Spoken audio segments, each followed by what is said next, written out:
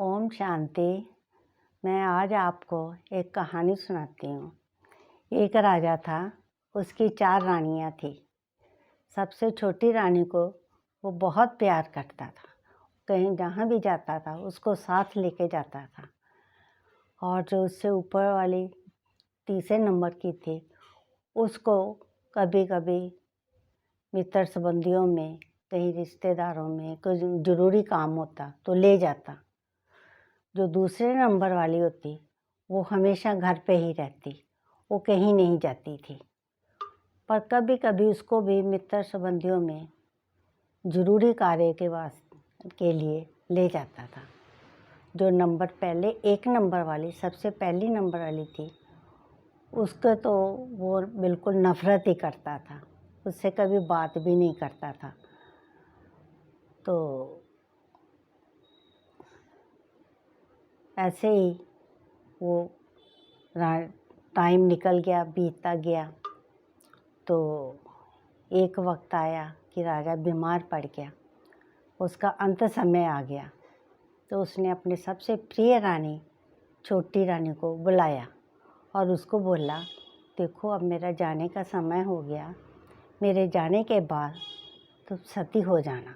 वो कहती, ये तो मेरे से नहीं होगा, आगे का सफ़र तो मैं तो चली, आगे का सफ़र आप इस तय करोगे, मैं तो चली। वो इतना कह के चली गई।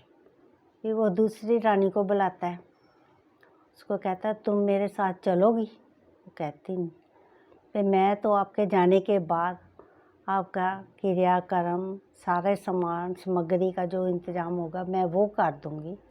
आपकी अर्थी को सजाने का, लकड़ियों का जो भी काम होएगा वो मैं सारा इंतज़ाम कर दूँगी, पर मैं आपके साथ नहीं जाऊँगी। वो आगे का सफ़र आपको ही तय करना पड़ेगा। ऐसे ही वो तीसरे नंबर वाली रानी को बुलाता है कि तुम मेरे साथ चलोगी? वो कहती है, हाँ मैं चलूँगी, मगर शमशान घाट तक, आगे का सफ़र आपको ही तय करना है। वो बहुत उदास हो जाता है, कहता, तीनों रानी, इतना मैंने इनको प्यार दिया, इनका ख्याल रखा, इतना इनको अच्छा तरह पाला पोसा, सब कुछ दिया, और मेरे साथ जाने के लिए कोई भी नहीं तैयार। वो बहुत उदास हो रहा होता है। तो जो पहले नंबर वाली रानी होती है वो कहती है, मैं हूँ ना, मैं चलूँगी आपके साथ। तो मैंने तो तेरे से कभी प्यार ही नहीं किया, मैं तो हमेशा तेरे से नफ़रत करता था, कभी तेरा हाल चाल नहीं पूछा, तो तू तब भी मेरे साथ चलने के लिए तैयार हो? कहती, हाँ मैं चलूँगी। इसी तरह हमारी आत्मा के भी 4 ही साथी हैं। पहला हमारे कर्म, जो हमेशा हमारे साथ जाते हैं। दूसरा जो हमारे मित्र संबंधी होते हैं, जो हमें शमशान घाट तक ही छोड़ने आते हैं, वो होते हैं। तीसरे वो जो धन संपत्ति के होते हैं, जो हमें हमारी क्रियाक्रम तक, हमारे सारे रस्म रिवाज पूरे करने वाले, वो होते हैं। और चौथा साथी हमारी देह होती है।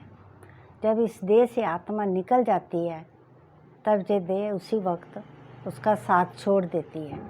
तब वो कहती है, अभी मैं आगे आपके साथ एक कदम भी नहीं चलूँगी, चाहे वो रास्ते में हो, चाहे वो ट्रेन में हो, कहीं भी हो। वो उसी टाइम उसको छोड़ के कह देती है कि अब मैं चली।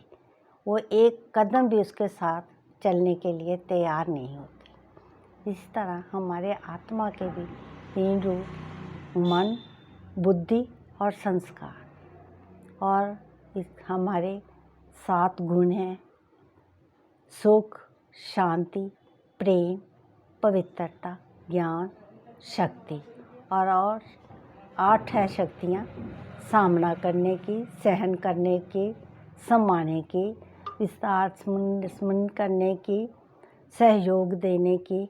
ऐसी ही 8 शक्तियाँ जो हैं वो हमारे आत्मा में हमारे साथ हर समय जाती है, हमारे साथ रहती हैं।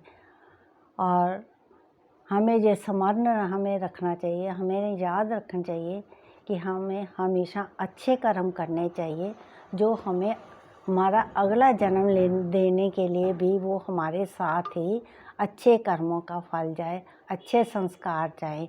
इसीलिए हमें ये हमेशा अपने ध्यान में रखना चाहिए कि हमेशा पुण्य कर्म करने चाहिए, अच्छे कर्म करने चाहिए। ओम शांति।